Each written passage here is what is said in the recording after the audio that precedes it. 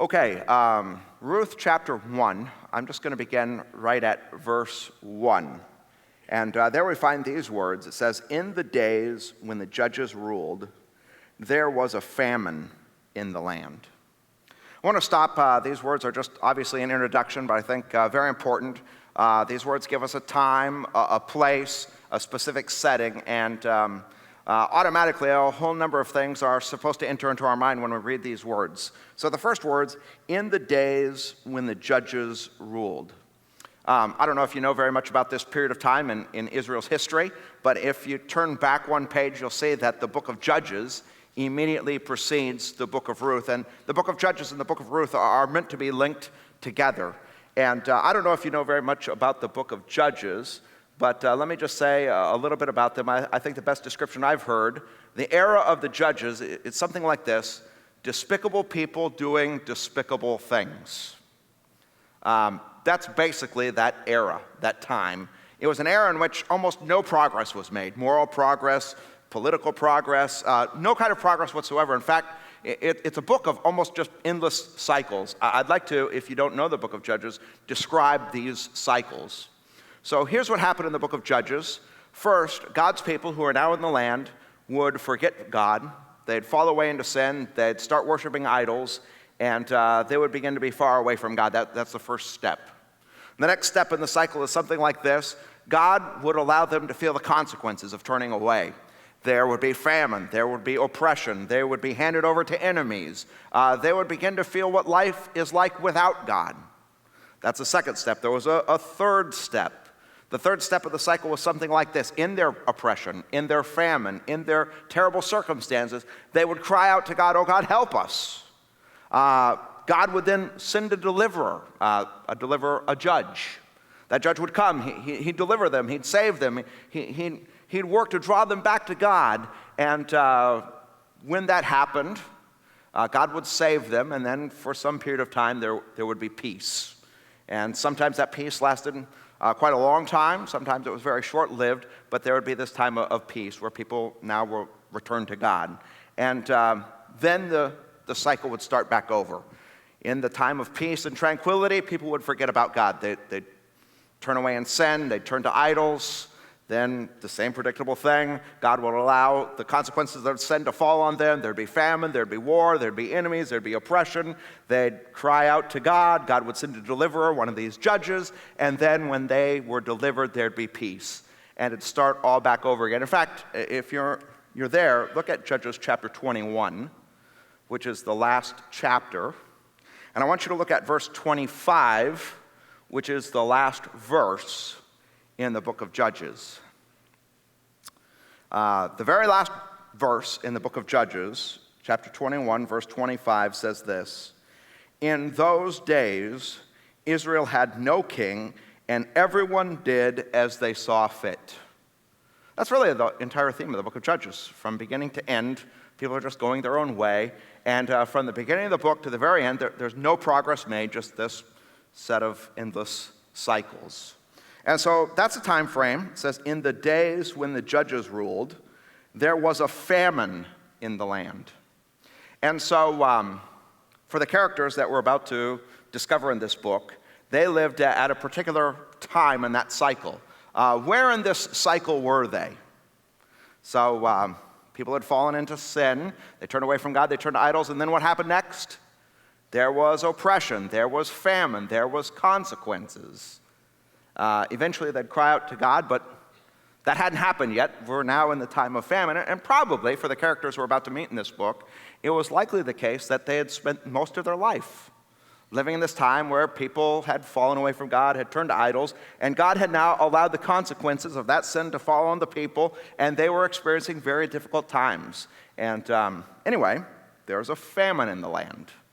It says, "So a man from Bethlehem in Judah, together with his wife and 2 sons, went to live for a while in the country of Moab." A couple of things. Probably you recognize this village, Bethlehem. Very significant, of course, in Scripture. It's Bethlehem where Jesus is born, right?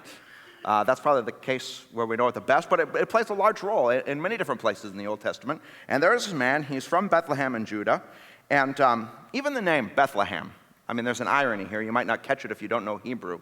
The Hebrew word Bethlehem means literally house of bread. Bethlehem, house of bread. And so there's an irony here. In the house of bread, there's no food. Famine. I mean, it's a great irony. People had fallen away from God. So in the place where you would expect bread, the house of bread, there's no food. And it says here that this man, together with his wife and 2 sons, they went to live for a while in the country of Moab. Now, probably most of us here aren't familiar with all the countries and all the people groups of the Old Testament. Let me just say this. Moab was the historic enemy of God's people. Boy, if you're going to Moab, you are literally on your last leg. You are all out of options. Because when you go there, you're going to a place where you're not accepted, where you'll be an outcast, where you're considered an enemy. You know you're only going to just barely skate by, if at all. I mean, you are really at your last resort if you go to Moab. That is the enemy, historically, of your people. Now, a few things. We can just start to put the pieces together. We don't know it yet as we're reading the story. You find out later. But here's what happened. This man, who, along with his wife and sons, who had experienced this famine, apparently what they finally did in desperation, they apparently became so hungry that they sold their family property. Now, every single person in Israel was given a piece of land as their inheritance. It was their family's property. And finally, probably what happened here is just desperation. We do know this happened. They eventually sold that piece of land or property. That was where they would have sustained their life, made a living. That was the place that their food came from. But in desperation, they finally said, well, we have nothing else to do. They just sold their land. They gave it to someone else. And at some point, they had a pile of money. They probably, for some period of time, lived off that pile of money. Eventually, you know what happens to a pile of money when nothing else comes in? It ran out. They had nothing left. They really were desperate. They saw that there was no place for them left in Bethlehem where they could eat, where they could make a living. They were probably just barely eking by. And so, as a last resort, we can just surmise this if we listen to the story. They made this, I think, probably a very painful decision. We're out of here. I mean, we know we're going to die here. Our last resort is to go to this country of our enemies. There's 3 words here that I want to draw your attention to. It says, so a man from Bethlehem in Judah, together with his wife and 2 sons, went to live, now catch these 3 words, for a while in the country of Moab. Some of us know exactly what those 3 words mean. This is what went through their mind. It's not permanent. It's only temporary. It's just for a while. It's just for now. Some of us, we're sort of living out those words at some point or another. We lost our job, and in desperation, we took this job for a while, for now. This isn't meant to be permanent. It's just temporary. I'm doing it for now. Some of us, at one point in our life, maybe even for you right now, you moved back into your parents' home for a while.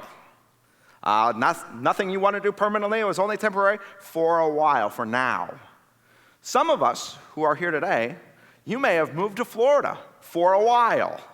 You don't intend this to be permanent. It's only something temporary. This isn't where you want to end up. This isn't what you want to do, but you're here for now, for a while. That was their situation. They envisioned going to Moab just for a time, just temporarily, just for now, until they could get their lives back together, and they intended to come back.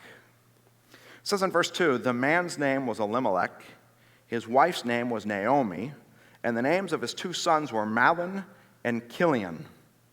We actually learn a lot by these names. The names Elimelech and the name Naomi were very common, standard Hebrew Jewish names. A lot of people given this kind of name. The names of the 2 sons, however, were not. These aren't standard, common Jewish or Hebrew names. This actually is not the kind of name a Jewish person would give to anyone. And although we don't know, I think it's a reasonable guess to see this. In fact, you can kind of see it as you move through. Probably what's happened in the midst of the heartache and pain, the father, Elimelech, at some point probably gave up on God. He's suffering. There's hardship. He's trying to provide for his family. He probably got to the point where he said, why, God? And he just forget you. And we can see he probably just gave up on faith. Naomi, on the other hand, as you begin to read the story, it's clear that she's not in the same boat. She continues to have faith. She continues to have hope. She continues to cling to God. And so there's a picture that emerges actually of something of a mixed marriage. On the one hand, one spouse at some point renounces faith, probably renounces God, doesn't want anything to do with him anymore. You can see that. He's probably named his son after foreign gods or after pagan realities. He doesn't name his sons names that would be fitting of the people of God, common names that fit with his family or tradition. He gives them these strange names. He's done. He's in the midst of heartache and pain. He's done with God. But there's this mixed situation where the wife, you're going to see this, she continues to have faith. She continues to hold on. She continues to believe. And we can only surmise that there was this tug-of-war or struggle that existed probably there in the midst of the marriage. It says they were Ephrathites from Bethlehem, Judah, and they went to Moab and lived there. It says in verse 3, now Elimelech, Naomi's husband, died. Tragedy strikes. Doesn't say here what the circumstances of his death were. In some ways or another, we're left to our imagination, but probably in light of the story that is being told here, we can give some good guesses. Probably what happened is they really struggled back in Bethlehem where there was this famine. Likely he was a hard worker. He finally came to the end of his rope. He sold the family farm in order to put food on the table. There was some sum of money that he eventually ran out. He was wrestling in his heart, what do I do? And he finally made a gut-wrenching choice. I've got to provide for my family. We'll go even where, there's very little hope, but some hope. We'll go to Moab. And likely he faced all kinds of trouble, persecution. He was likely an outcast. He probably got jobs, the worst kind of jobs wherever he could. He probably eked out a living. He must have brought most of that home. It was hard labor likely. He finally our best guess is he just wasted away and died. Tragedy. And it says that she was left with her two sons. Verse 4, it says, they married Moabite women, one named Orpah and the other Ruth. This is part of how we know that Elimelech gave up on faith. Any good Jewish father, as a people of God, would tell his sons if they had to go live in a country like this, listen, you are not to marry people who don't have faith. They were trained his sons, listen, you only marry within the faith. You only marry those who believe in God. But they apparently received no training like this. They never heard these kind of instructions. And so they married the women that were there, these Moabite women. It says, after they lived there, now catch these words, about 10 years. You're like, wait a second, what? I thought it was for a while. And my guess is there's some of us here who can really sympathize and understand the situation. We've gotten into things for a while that lasted a little far longer than we first thought they were going to. I took this new job. It was only supposed to be temporary, but here I still am. We made this move. It was only supposed to be for a little while, but 10 years later, here we still live. I would guess in this room there's any number of us who, at one point or another, we did something that was only supposed to last just a while, but 10, 15 years later, there we still are, and that's their situation. 10 years later, they're still there. After they had lived there about 10 years, verse 5 says, both Mahlon and Chilion also died. Double tragedy. Triple tragedy. And again, no details are given here. We're only left to guess, but in light of the overall story and the arc of what's going on here, probably it's something like this. They followed in their father's footsteps, who went out and he did whatever he could to put food on the table. He eked out an existence. He probably faced very hard labor and eventually wasted away. And the sons probably followed in his footsteps, went out, did the best they could in this foreign land among the enemies of their historic people, and they eked out this living, but finally life was so hard that they wasted away. Double tragedy, triple tragedy. For Naomi, now her husband is dead and her two sons. And it says, Naomi was left without her two sons and her husband. A heartache, pain, loss, grief, tragedy, difficulty, darkness. Verse 6 says, when Naomi heard in Moab that the Lord had come to the aid of his people by providing food for them, she and her daughters-in-law prepared to return home from there.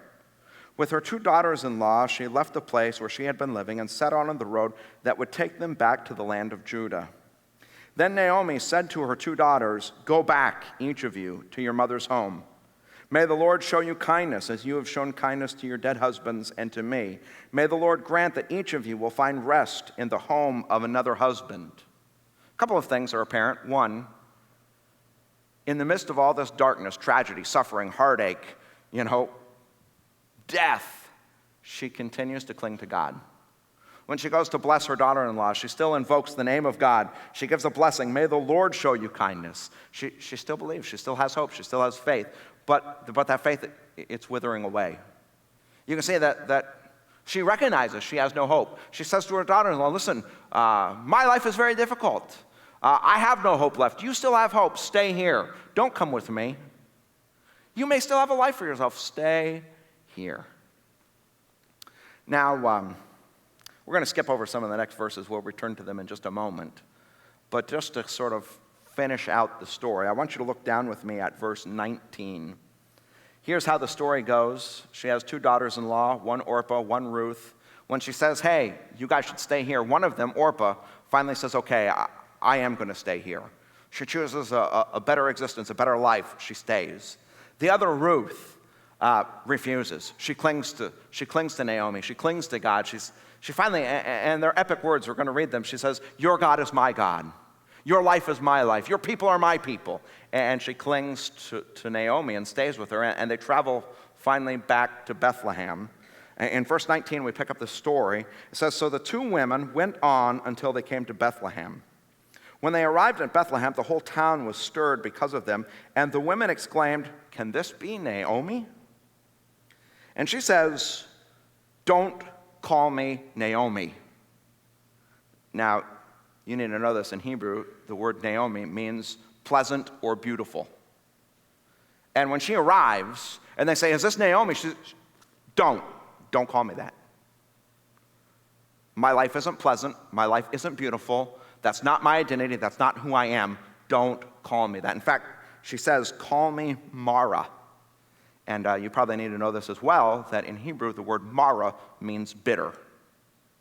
Don't call me pleasant. Don't call me beautiful. I'm not that anymore. That's not my identity.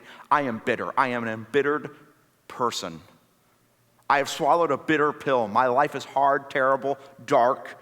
Don't call me Naomi. She says, because the Lord Almighty has made my life very bitter. She says, I went away full, but the Lord has brought me back empty. Why call me Naomi? That's a tremendous statement to make. She's comparing how things were when she left to how things are now. She says, I went away full. But we know the story. How was her life when they left? Were the circumstances good? I mean, no, they were not. Famine, difficulty, property sold, money gone, last resort. But when she thinks of her life now, and she thinks back to that moment, she says, then I was full. Now I'm empty and bitter and hopeless and dark. And there's even a turning point in verse 21, right in the middle. It says, the Lord has afflicted me. The Almighty has brought misfortune upon me. She's finally got to that point in her life where despite her best efforts to keep faith, despite her best efforts to cling to God, despite her best efforts to see hope in the midst of darkness, to have faith in the midst of difficult times, in the midst of struggle and persecution, even death, she continued to say, I believe in you, God. She now blames God. She's got to that point where she literally is looking up at the heavens and saying, why are you doing this to me? What did I ever do to you? Here's this faithful person who finally, I think, has a crisis of faith, and she's blaming God. And before we move on, I'd like to just kind of gather up some of the themes, and I'll put them here on the screen. As you read through chapter 1, this is a story of tragedy.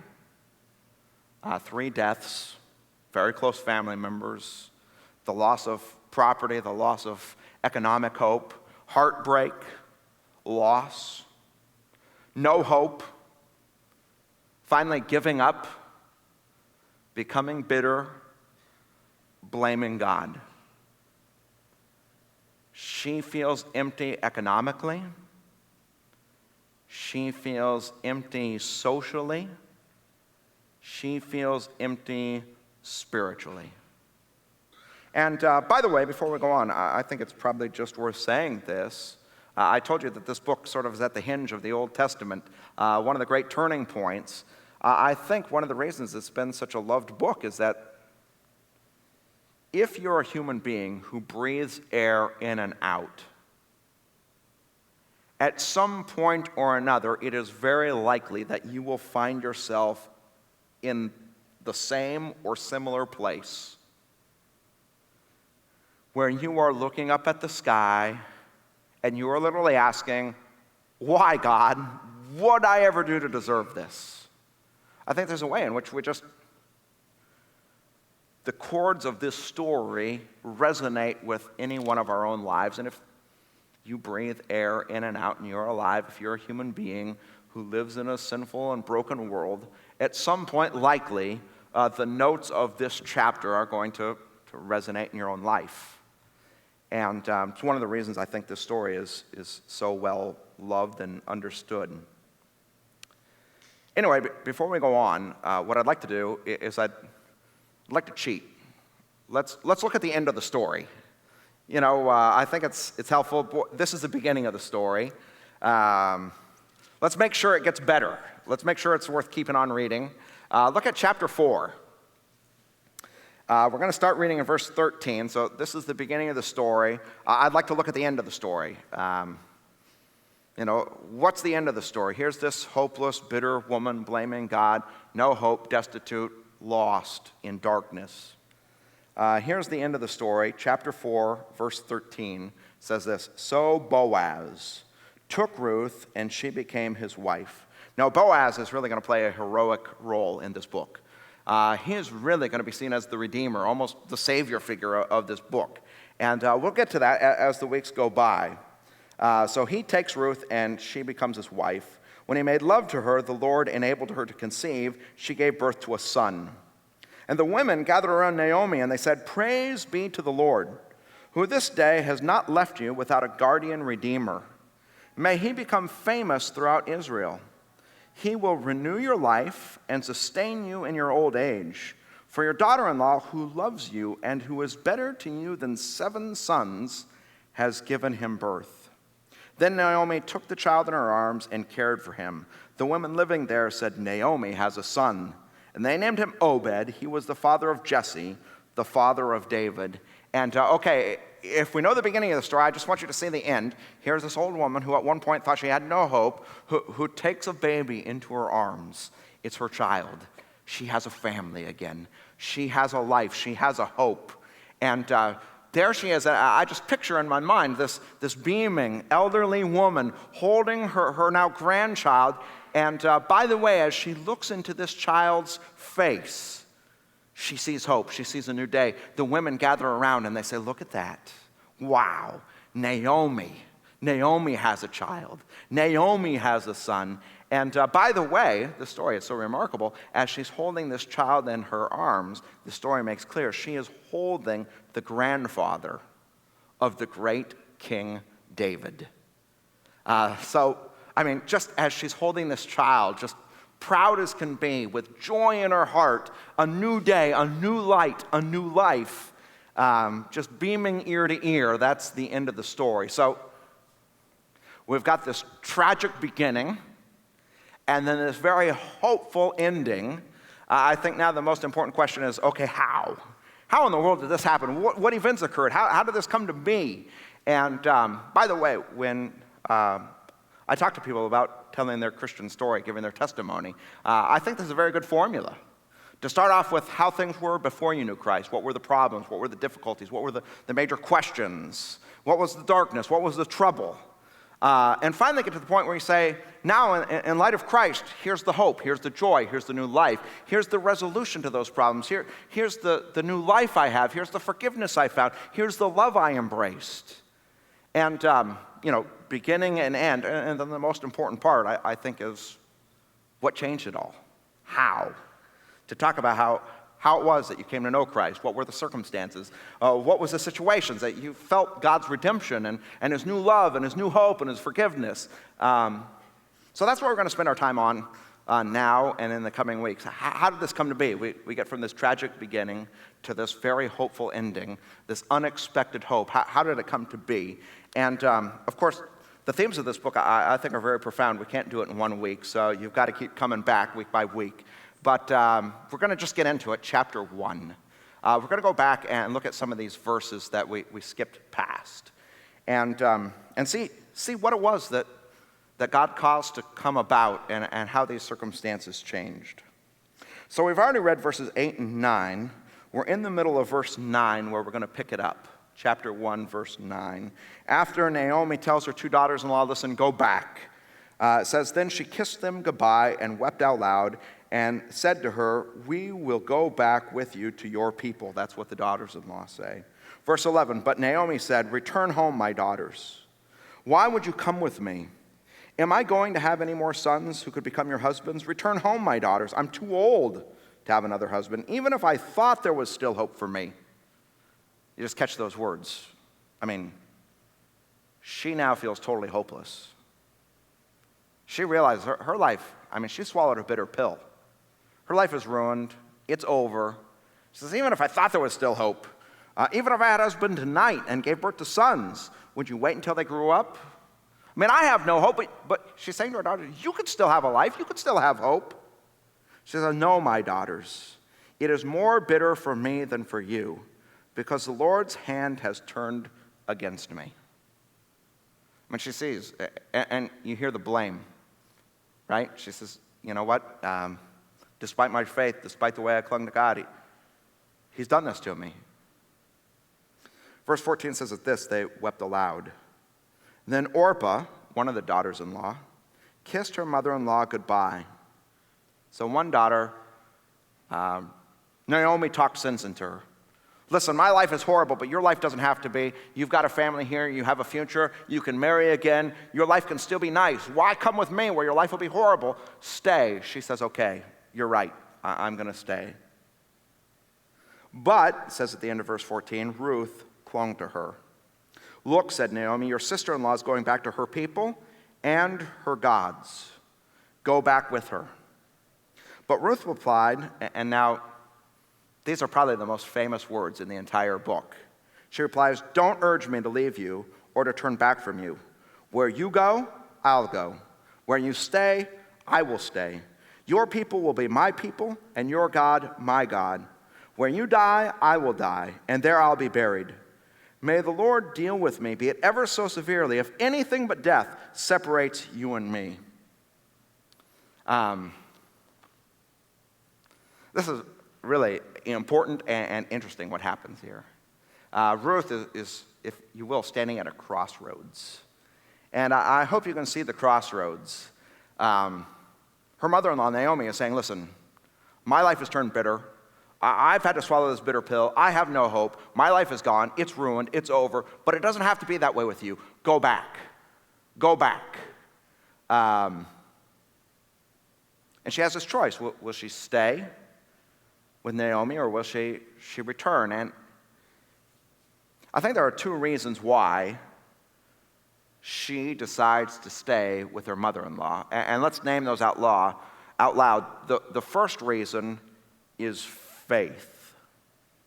So we don't know when, we don't know how, we don't know the circumstances, but at some point or another, it appears that Naomi not only had become part of this family, but she had adopted the faith of her mother-in-law, Naomi. And it's not difficult to see how that might have happened. You look at verse 15. You can see the evidence that she has. She says to Ruth, she says, your sister-in-law is going back to her gods and to her people. You go back to your gods. What does that mean? It means that she's now put her faith in the God of the Jews, of Israel, of God's people. And again, we don't know when it happened or why, but we can kind of surmise the situation. Here it is. She marries into this family, and my guess is that she sees something in her mother-in-law. Kind of quiet hope. I mean, she knows the circumstances. She knows how destitute they became. She knows how difficult life was for them. She knew that their whole family were outcasts, she saw the tragedy, but she saw, like, this woman in the face of tragedy, heartbreak, loss, death, has something.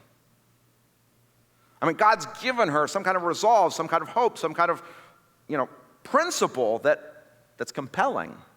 And so at some point, not only did she marry into the family, but it appears she adopted the faith of her mother-in-law. And I think faith must have played a big role in the reason why she stayed with Naomi. She says, listen, where you go, I'll go. Where you stay, I'll stay. Your people will be my people, and your God, my God. She says, where you die, I'll die, and there I'll be buried. May the Lord deal with me, be it ever so severely, if anything but death separates you and me. She says, listen, I've cast my lot. Your God is my God. I believe in him. He's my hope. And this is how I guess I'd characterize the crossroads she was at. On the one hand, and her mother-in-law is pointing this out, physically, in this world, she still had a hope for a good life. She could turn back. She could go back home to her parents. She could marry again. She could probably have children, have a nice home. Maybe they'd even become wealthy. She'd have physical things, and she still has a hope for joy and happiness and good things in this life, on the one hand. But likely, if she chose the physical things of this world, children, a good home, a new husband, likely her faith would fade. Separated away from her mother-in-law, separated away from any knowledge of God, likely, she kind of takes a look at the situation, likely her faith would fade. She'd have something temporarily in this life, but for eternity, what would she have? On the other hand, as she stands at this crossroads, she could go with her mother-in-law. If she went, she'd likely have a very difficult life. She's a Moabite. Be very unlikely she ever married. She's part of the people that are the historic enemies of all God's people. She'd likely be an outcast. She'd likely be abused. She'd likely be mistreated. In this life, she'd have nothing, and it would be very hard, but she'd have God. She'd have an eternity. She'd have faith. And that was a decision that she had to wrestle with, and she finally says, look, your God's my God. I've put my faith already in the same God you serve, and I will not abandon him. That's one of the reasons she stays. I think there's a second reason she stays, and I don't know what else to call that second reason except for love. And here's what I mean. She knows that if at this moment, at this crossroads, she hugs her mother-in-law and kisses her goodbye and walks the other way, and her mother-in-law walks this way and she walks this way, she knows what's going to happen to her mother-in-law. She knows her mother-in-law is likely walking to her death. And let's just talk about this. I'd like to just, on the screen here, if you were a widow in ancient Israel, what were your options? How would you survive? And I think there were traditionally 4 different ways. If you were a widow, you could survive. And I'd like to just review these with you so you can get a sense of what was likely to happen to Naomi if Ruth walked the other direction. So if you were a widow in ancient Israel, here were your options, how you could survive. First, you could rent out the family land. So every family had a plot of land. You yourself as a woman probably wasn't the one who was going to work that land, but other people might work it, and every year as they worked that land, you could rent it out and receive some kind of income to sustain yourself. Was this an option for Naomi? It was not. Remember, they had sold their land. They no longer had land. There was nothing for her to rent out. This was not possible. Number 2, your children would take care of you. So if if the father died and the mother was still alive, then it would be the responsibility of the children to take, the mother in and take care. Was this going to happen? No, it was not. Remember, both sons are dead. Third, you could get married. Was this going to happen? The answer to that question is no. Some of you may say, well, why not? I mean, widows get married today. Yes, but actually, marriage, we marry for different reasons today than people did back then. Oftentimes, we marry for companionship, and back then, people married, the chief reason was children. And Naomi's older now, beyond childbearing years. Very, very, very unlikely that anyone would take her in as a wife, since there was no opportunity to bear children whatsoever. As she surveyed the situation, she had to have known, she was not going to get married. Number 4, you could work in the fields. Was this an option? Maybe. But she was an older woman now. Working in the fields is hard work. It's not the kind of thing someone her age would do. Likely, she could only last for so long on that. And so, here's the crossroads. Ruth, as she's standing there, she knows if she embraces her mother-in-law, kisses her goodbye, she walks this way, the mother-in-law walks that way. As she's walking away, she knows her mother-in-law is walking toward her death. She knows that. And I think one of the reasons that she chose not to part ways was simply this: love.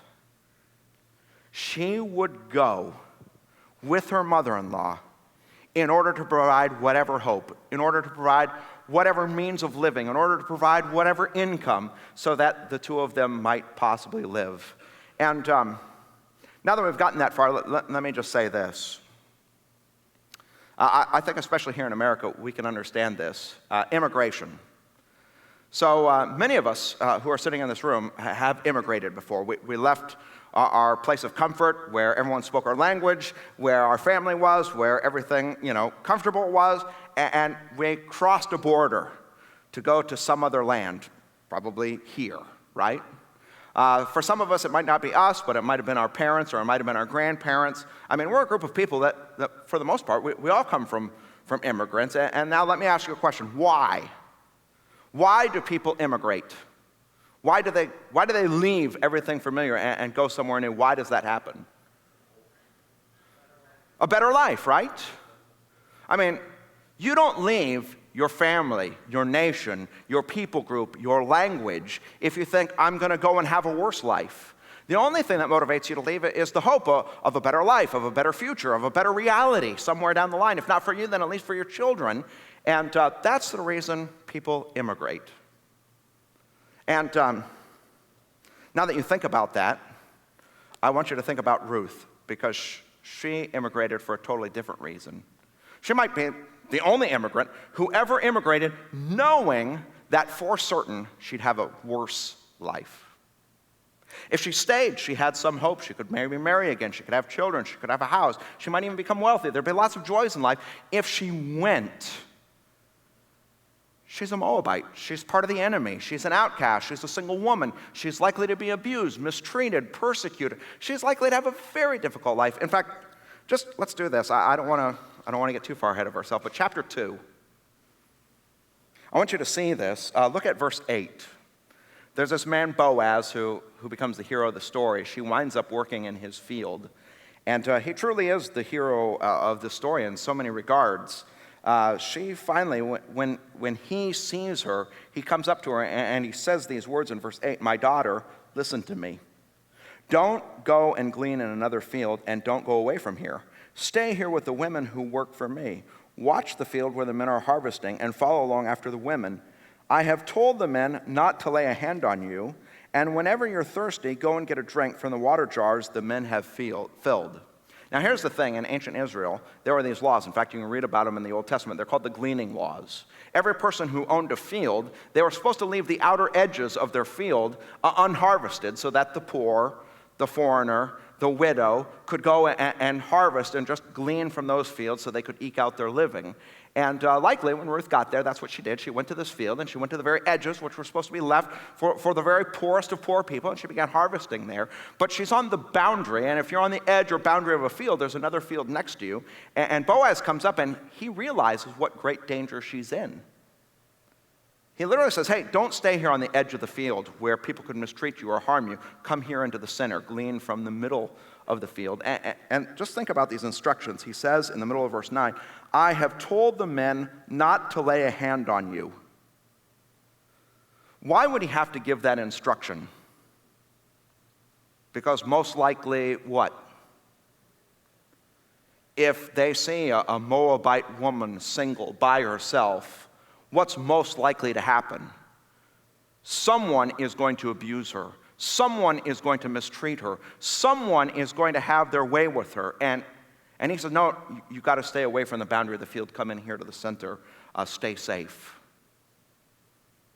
Now, I don't mean to get too far ahead, but as she's standing there at that crossroads, deciding whether to kiss her mother-in-law goodbye or deciding to go back to Moab, she knows if she goes what grave danger she's in. She knows as she goes she'll be persecuted. She knows as she goes she'll be an enemy. She knows as she goes she'll be mistreated. She knows as she goes she's going to be abused. She knows as she goes she's going to have a hard life. And you know what she did? Out of love, she threw her life away. Maybe you could put it this way. She made a decision right then. For the sake of her mother-in-law, she would flush her own life down the toilet. In that sense, as an immigrant, she didn't go for a better life. She went for a worse life. To be, maybe I could use these words, a suffering servant to her mother-in-law. Listen, we can't tell the whole story of Ruth today. Like I said, you got to come back. But we're in the season of Advent, and as you read the Bible, you should know this. Every bit of the Old Testament anticipates and looks forward to the New Testament.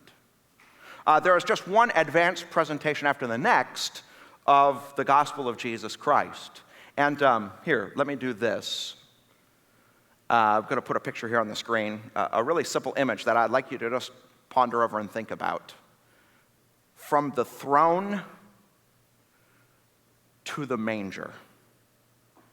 This is the story of Jesus. Jesus, who had all the riches in the world, who had the glories of heaven, who lived in every comfort and power and majesty, at some point or another, motivated by love, left those things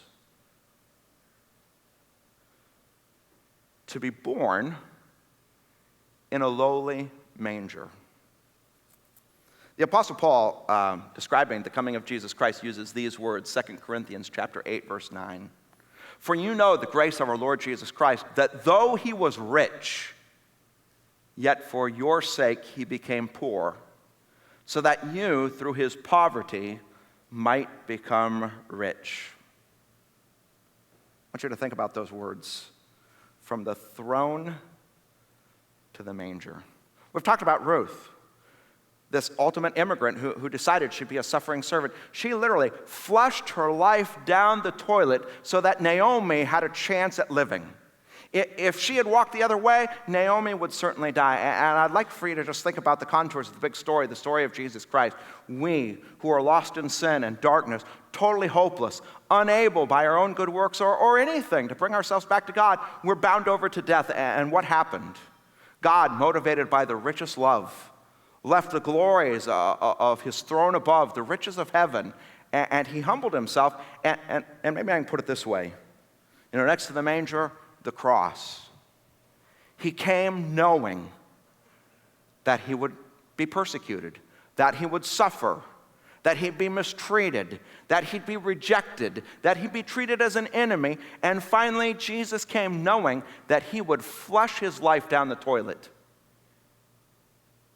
so that we could live. And as we prepare for Christmas to celebrate the coming of Jesus from the throne to the manger, I'd like you to just consider the story of the book of Ruth. How Ruth is an advanced presentation of what God would finally do through Jesus.